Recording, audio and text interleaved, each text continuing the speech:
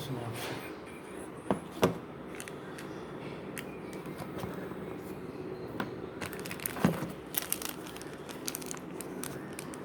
From the wire configuration for the ESC is different. They give extra spare wires. So I will be swapping some wires, needing these. I experienced before with such wire because the default wire at 45 amp ESC. At 45 amp ESC, this wire works. It's compatible, but on this one, the diagram is different. So why will this a spare will be needed?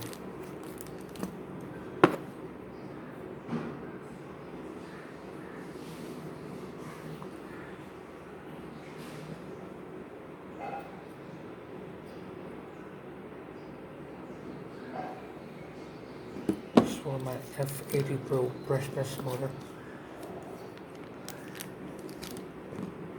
Also the male team all resoldered. No need to solder this.